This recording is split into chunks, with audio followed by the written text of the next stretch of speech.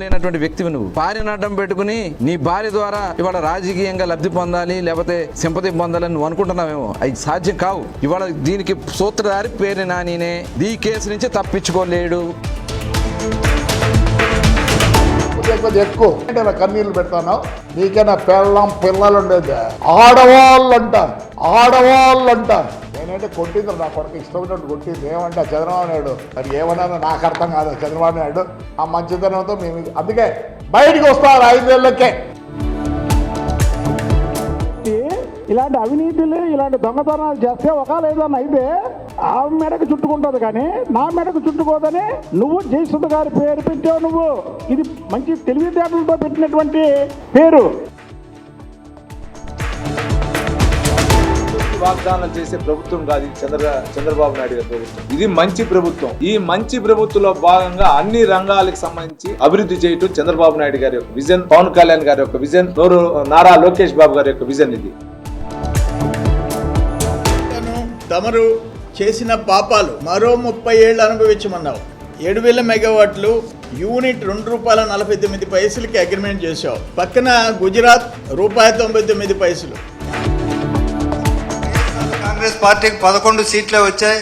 దాన్ని గమనించండి. వాళ్ళ తొక్క తీసి కింద కూర్చోబెడతాం, ఎంతటి వారైనా ఉపేక్షించాం అన్న విషయాలు ఆయన మాట్లాడడం అనేది సిగ్గుచేటైన విషయం. గెలిపించుకునేది 5 సంవత్సరాల కోసము. 5 సంవత్సరాలకు మీరు ఏం పరిపాలన ఇవ్వబోతున్నారని చెప్పి కోరుకుంటారా? ఎక్కడ సిగ్గు లేదయ్యా. 6 నెలలు కాలేదు, మీరు అధికార దాహం ఇంకా మీకు తీరలేదా? అంత అధికార దాహం పెట్టుకొని అప్పుడే రోడ్డెక్కి ఈ రాష్ట్రాన్ని నాశనం చేసింది కాకుండా మీరు రోడ్డెక్కారు. ఏడ సిగ్గు లేదని నేను అడుగుతా ఉన్నా.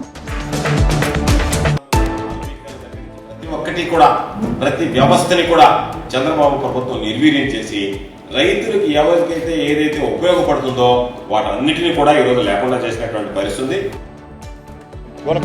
జీతాలు చేయలేకుండా ఇల్లు కిరా కట్టడం కూడా కనీసం కరెంటు బిల్లు కూడా కట్టలేని పరిస్థితిలో ఇలా పాఠశాల, స్కూల్, కాలేజీ యాజమాన్యాలు, విద్యాసంస్థల యాజమాన్యాలు అంటే దానికి ప్రధాన కారణం గతంలో ఉన్న బీఆర్ఎస్ పార్టీ, ఇప్పుడున్న కాంగ్రెస్ పార్టీ. ఇవాళ హైదరాబాద్ గడ్డ మీద వికసించేది కమలం గుర్తు మాత్రమే.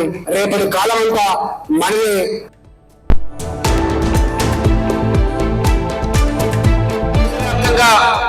ఏ విధంగా అయితే ప్రజలు భారతీయ జనతా పార్టీ పిలుస్తున్నారు. కాబట్టి అటువంటి పరిస్థితుల్లో రేపు తెలంగాణలో కూడా భారతీయ జనతా పార్టీ ఇక్కడ బీజేపీ అధికారంలో రాబోతుందన్న విషయాన్ని కూడా మనం గుర్తుపెట్టుకోవాలి.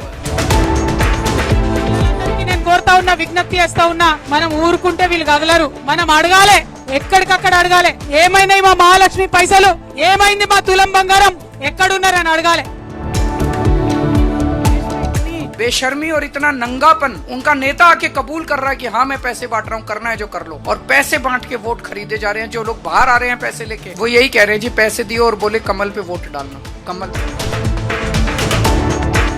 एक पावर हाउस उत्तर प्रदेश को माना उन्होंने. देखिए, इन्वेस्टमेंट के लिए, उद्यम प्रदेश बनाने के लिए जो हमारा टारगेट है वो है 1.5 लाख एकड़ जमीन एक्वायर करनी है. सरकार के पास जमीन नहीं है.